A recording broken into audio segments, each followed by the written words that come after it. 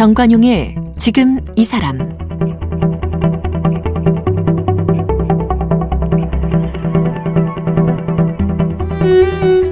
여러분 안녕하십니까? 정관용입니다. 어제에 이어서 오늘도 경기대학교 범죄심리학과 이수정 교수 만나봅니다. 어제는 이 코로나를 겪으면서 달라지는 범죄 양상, 범죄 심리 등등에 대해 얘기를 나눠봤죠. 코로나로 일상이 격리되고 또 경제적 어려움이 가중되고 이러면서 정서와 심리가 좀 무너지고 이런 것들이 분노 또 폭력으로 변질돼서 범죄로 이어진다, 이런 얘기였습니다. 그리고 또 특정 성격 장애가 이 중증 범죄를 저지르는 그런 경우도 많다, 이런 얘기도 좀 나왔어요. 또 성격이라는 거 양육 과정에서 문제가 발생할 가능성이 매우 높다, 이런 말씀도 들었고요. 그러면 오늘은 어떤 성격 장애들이 진짜 위험한지, 범죄 예방을 위해서는 어떻게 해야 하는지 이수정 교수와 말씀 나눠봅니다.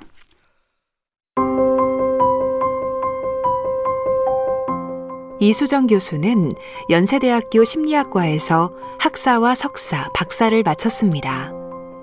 미국 아이오와 대학교에서 심리측정 석사와 박사 과정을 수료했습니다. 미국 샘 휴스턴 주립대학교에서 형사사법학부 교환교수를 지냈습니다. 1999년에 경기대학교 교정학과 연구원이 되면서 범죄심리학 연구를 본격적으로 시작했습니다. BBC가 선정한 영향력 있는 여성 100인 중 1인이며 주한유럽연합이 선정한 대한민국 여성 대표 중 1인입니다. 쓴 책으로는 최신 범죄심리학, 사이코패스는 일상의 그늘에 숨어 지낸다, 이수정 이다혜의 범죄영화 프로파일, 이수정 이은진의 범죄심리 해부노트 등이 있습니다. 이수정 교수님, 어제도 우리가 그 성격장애를 A군, B군, C군으로 나눈다, 뭐 이런 얘기 했잖아요. 네. 성격장애 유형을 모두 몇 가지인 겁니까?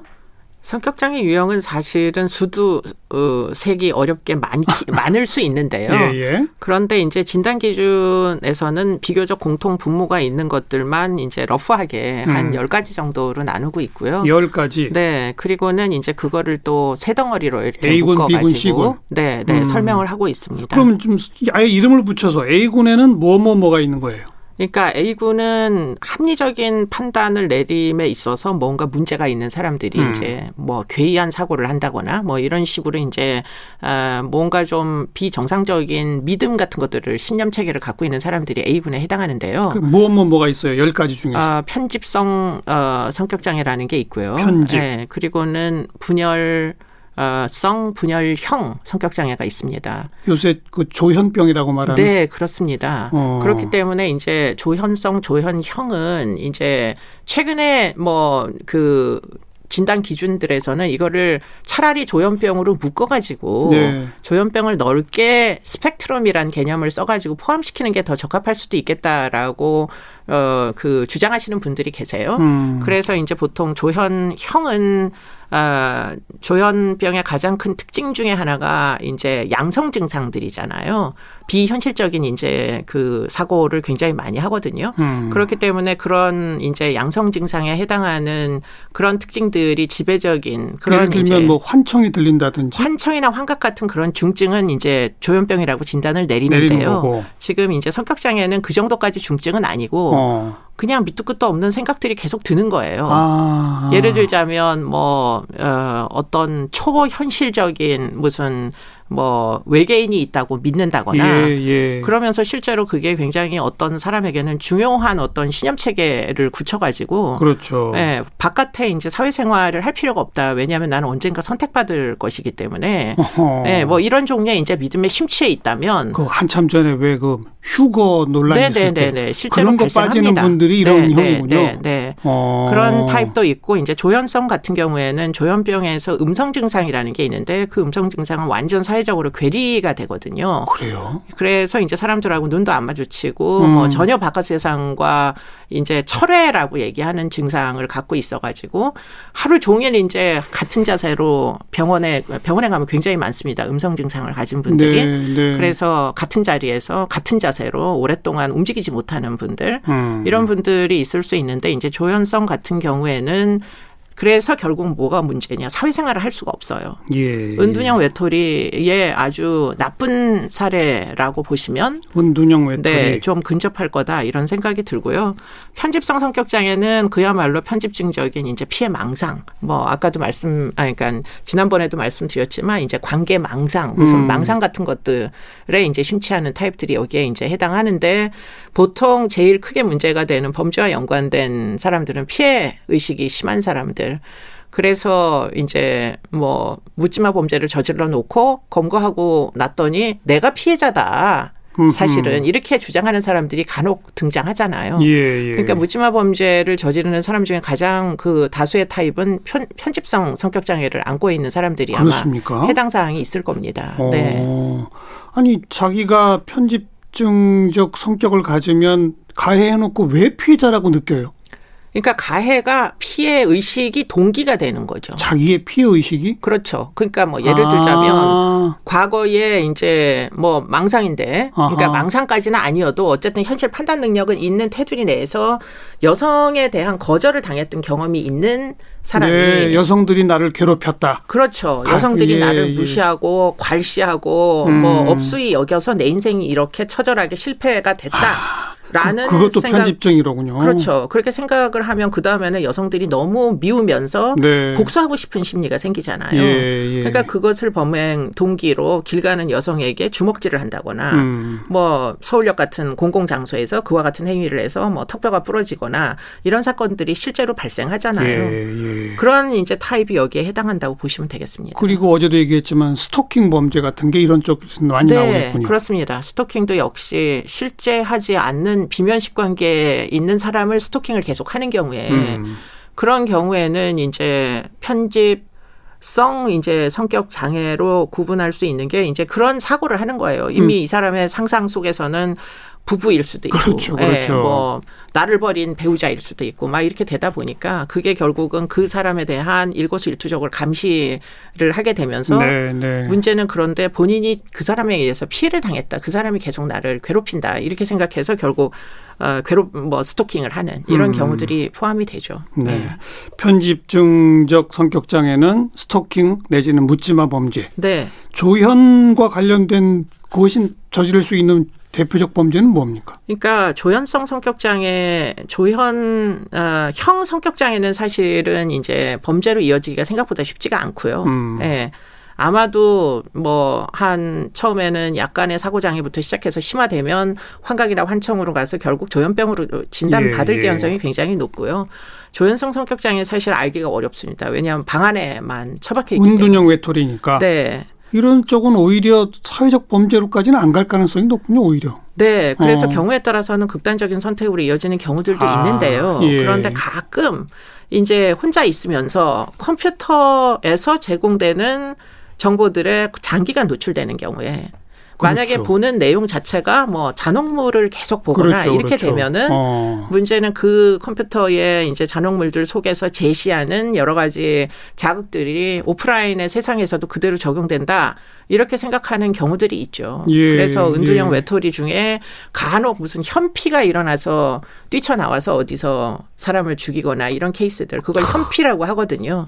사실은 뭐 게임을 했던 유저들끼리 만난 적도 없는데 그런데 갑자기 뭐 오프라인에서 이제 현피를 하면서 무슨 혈투를 벌리는. 그건 극히 일부겠네요. 네, 그러니까 아주 희귀한 케이스입니다. 은둔형 외톨이 중에서 특정한 매체에 지속 노출되고 그게 악영향을 미칠 경우 이런 거네요. 그럴 수 있습니다. 알겠습니다.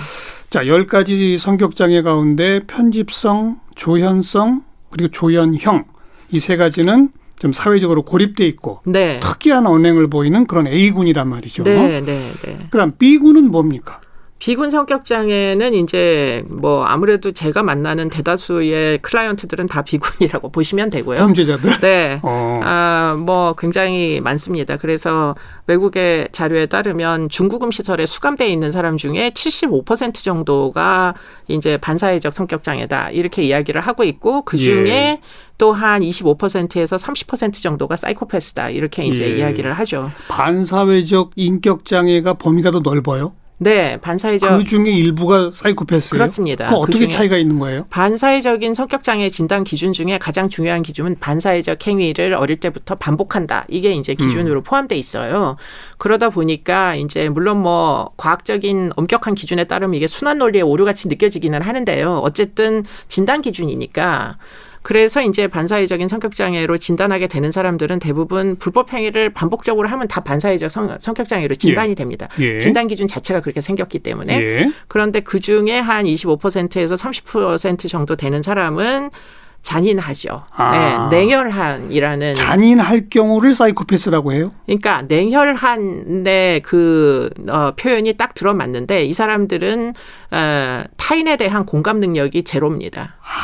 그렇기 때문에 만약에 피해자가 비명을 지른다.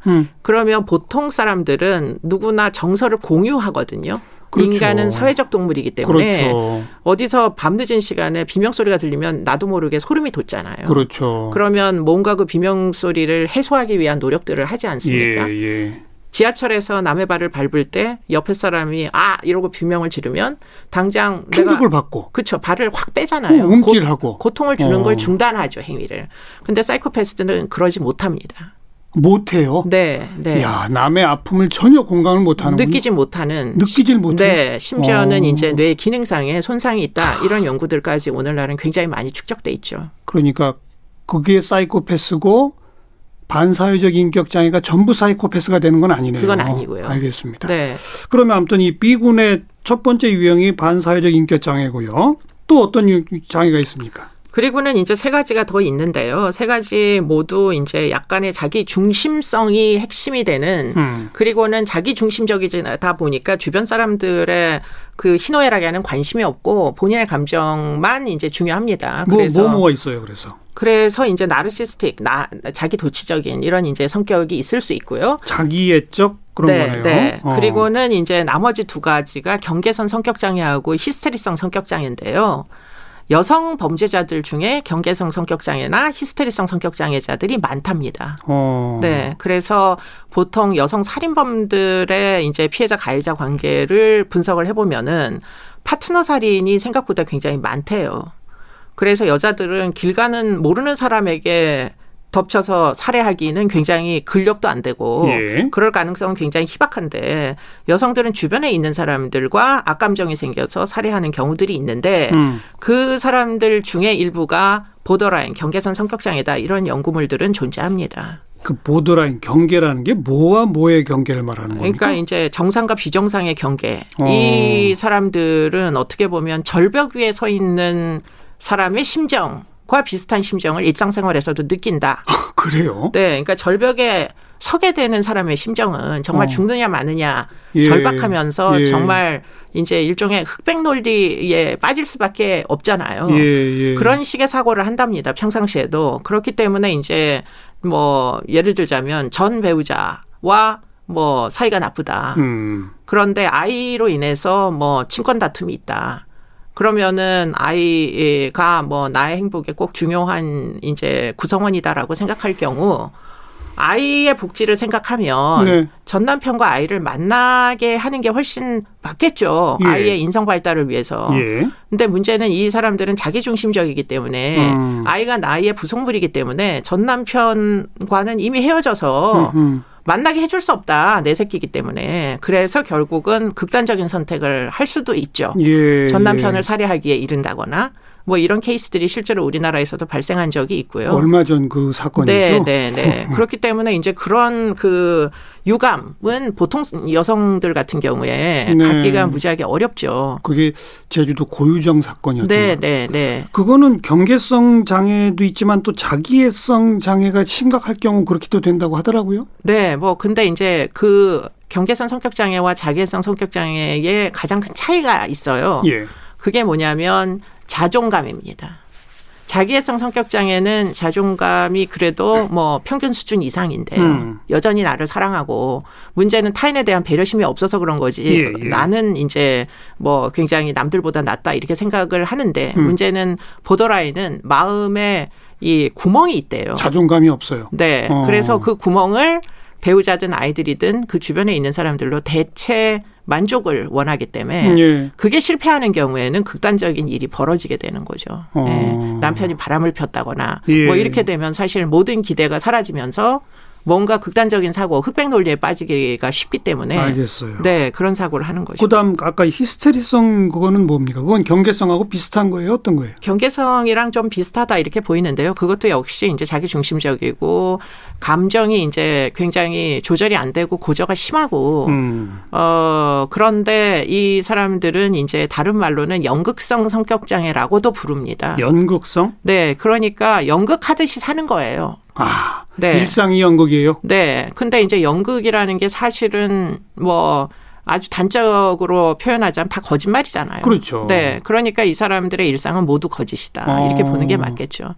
그래서 이제 뭐 블로그 같은데 본인의 사진을 올려야 되는데 본인의 사진과 본인의 정보를 올리지 않고 자기가 되고 싶은 사람의 정보를 올리면서 예, 많죠. 네, 네. 그러면서 그걸 빌미로 뭐 예. 사기 혼인빙자 가늠 뭐 이런 식으로 이제 진행되는 그런 케이스들이 여기에 해당한다 이렇게 보시면 이런 되겠습니다. 유형 가운데 사기꾼들도 많겠는데요. 많습니다. 네. 그렇죠. 네, 네, 네.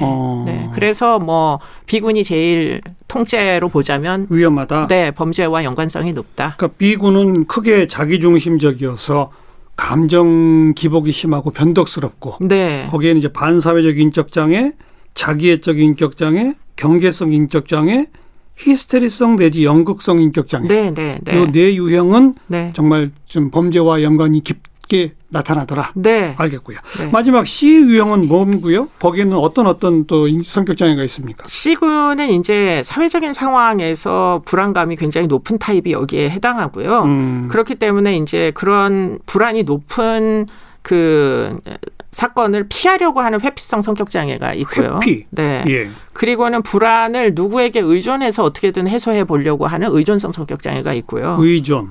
강박성 성격 장애. 예, 실수하면 안 된다 이런 강박 때문에 예. 일상생활이 약간 불편한 이런 사람들도 여기에 해당하고요. 네. 뭐 이건 얘기 들으니까 금방 알겠네요. 네. 회피성은 아무튼 그냥 모든 걸 피하려고 하는. 네. 의존성은 결정장애 뭐 이런 거. 네, 그렇습니다. 네, 네. 강박성은 계속 불안해하는. 네.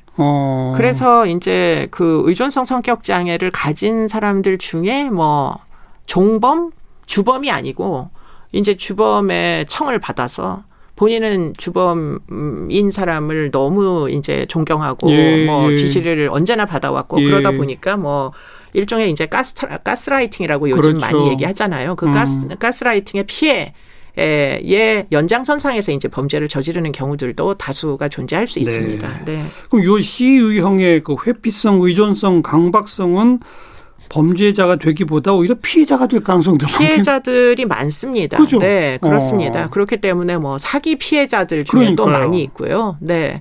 보이스피싱 같은 경우에 맞아요. 사실은 사회적 경험이 많은 사람들이 당하지는 않거든요. 그렇기 때문에 그런 스트레스풀한 이제 환경의 노출을 피하는 회피성 네. 성격 장애를 갖고 있는 이런 사람들도 피해자로 많이 발생하죠. 그렇죠. 그냥 네. 전화 한 통화로 뭔가 약간 겁을 주면 네, 불안하니까. 그것 때문에 네. 불안해서 도저히 못 견디다 네, 보니 네, 네. 그 사람 말을 따라가게 가게 돼요. 그렇습니다. 그러다 네, 보면 네. 보이스피싱 피해자가 되는 거예요. 네, 네, 그렇습니다. 네.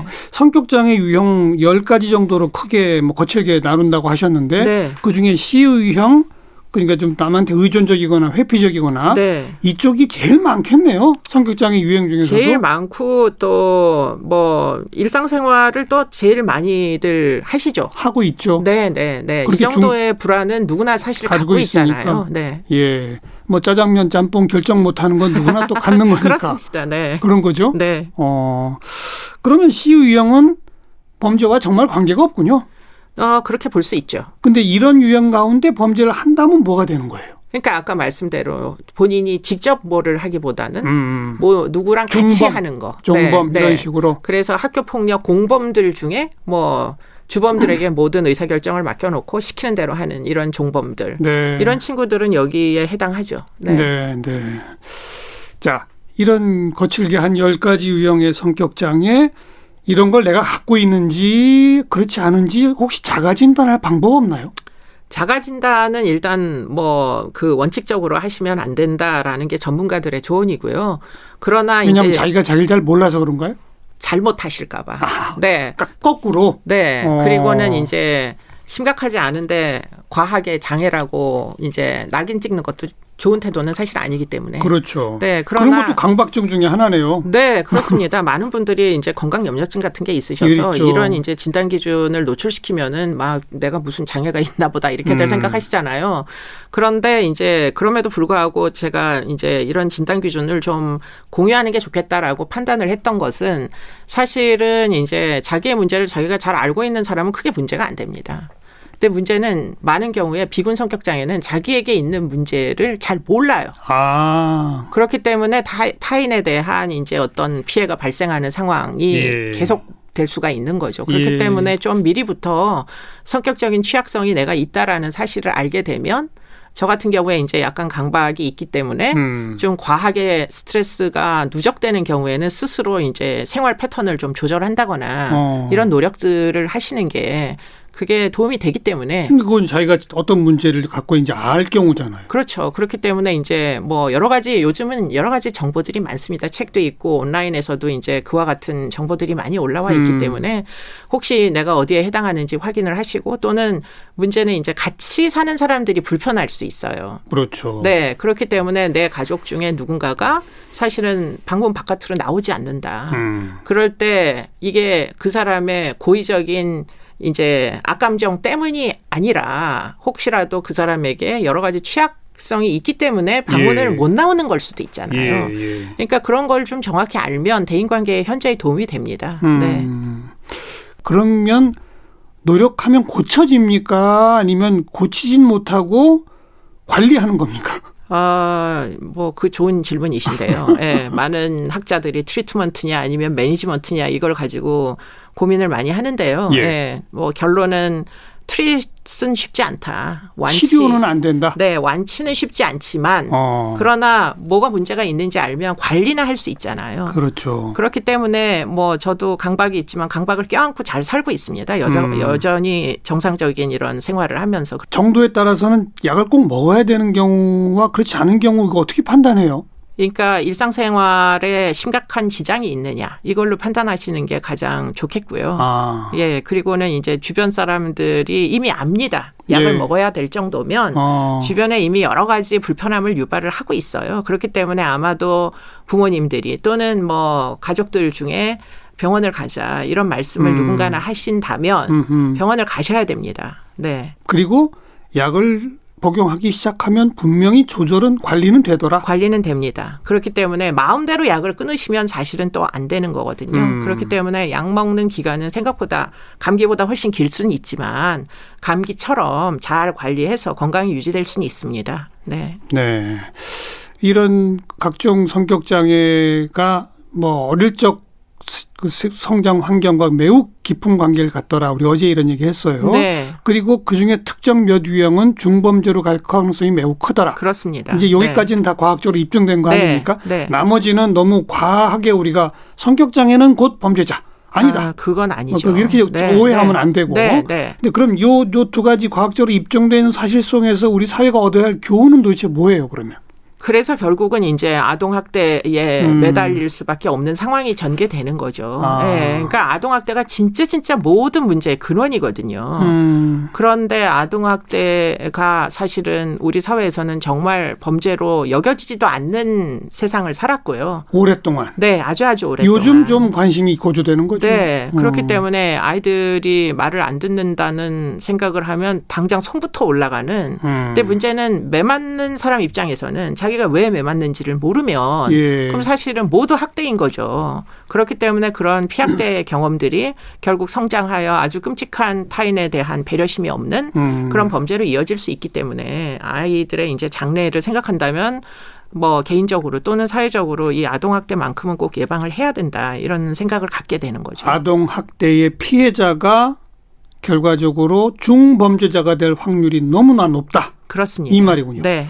요즘 특히나 이게 안 알려졌다가 알려져서 그런지 그 정말 핏덩어리 어린애들을 그렇게 죽음에까지 이르게 하는 그런 게 자꾸 보도되잖아요. 네. 이게 제가 얘기한 것처럼 이거 과거에 안 알아졌던 게 알려지는 겁니까? 아니면 없던 게 생기는 겁니까, 이거? 제가 느낄 때는 둘 다 맞는 얘기 같고요. 왜냐하면 이 아동을 양육하는 환경 자체가 너무 빠른 속도로 열악해지고 있기 때문에 더군다나 이제 10대 아이들이 안전하게 생활을 하지 못하는 문제들이 결국은 20대 초반에 원치 않는 출산으로 이어지고요. 예. 그리고는 아동학대로 이어지거든요. 예. 그렇기 때문에 환경이 열악해지기 때문에 겪는 결과적인 어쩔 수 없는 증가 추세도 있는 거죠. 그러네요. 20대 초반에 끔찍한 범죄들이 주로 거기에 집중돼 있군요. 네. 아동학대 치사의 가해자 연령대를 분석을 하거든요. 그러면 최근에 든 사건들일수록 20대 초반들이 많습니다. 많군요. 네. 그 원인은 10대 청소년기부터의 잘못된 어떤 그렇습니다. 환경. 네, 이미 학교는 이거는 과거에는 별로 없었던 건데 그렇죠. 새로 생기는 유형이군요. 네, 그러니까 학교는 이미 학업 중단이 되어 있는 상태고 중학교 중퇴나 고등학교 1학년 1학기까지 그리고는 학교를 다닌 적이 없는. 네. 그리고는 이제 환경이 다 열악하다 보니까 랜덤 채팅 애플리케이션. 또는 이제 텔레그램 같은 그런 이제 플랫폼들을 이용해서 성피해. 예. 그리고는 임신과 출산. 예. 근데 문제는 그렇게 해서 끝나는 게 아니고요. 그렇죠. 그게 아이에 대한 학대로 이어진다는 그렇죠. 거죠. 네. 방치해서 그냥 굶어 죽게 하는 그런 경우가 아이들까지 있는 거죠. 네. 아동 학대 이건 아동 인권의 문제에서도 정말 중요하지만 네.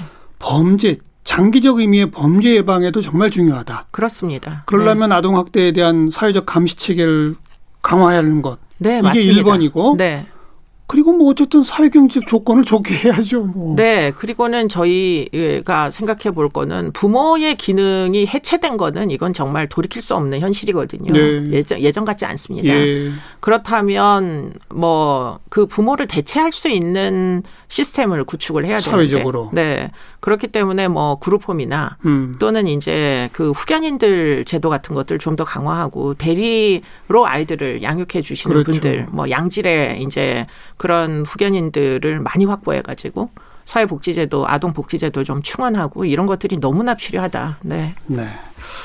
어제 오늘 이수정 교수와 함께 어떤 성격 그리고 장애 그리고 범죄 그리고 어떤 상황 등등에 대한 얘기를 쭉 나눠봤는데 역시 이 교수님의 결론은 이런 분석에 의해서라도 아동학대가 우리 사회의 가장 중요한 해결 과제의 하나다라는 말씀까지 나눠봤습니다.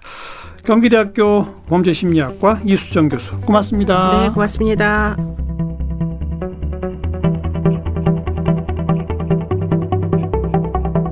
오늘 함께하신 정관용의 지금 이 사람은 KBS 홈페이지와 모바일 콩, 다양한 팟캐스트를 통해 다시 들으실 수 있고 유튜브를 통해 인터뷰 동영상을 함께하실 수 있습니다.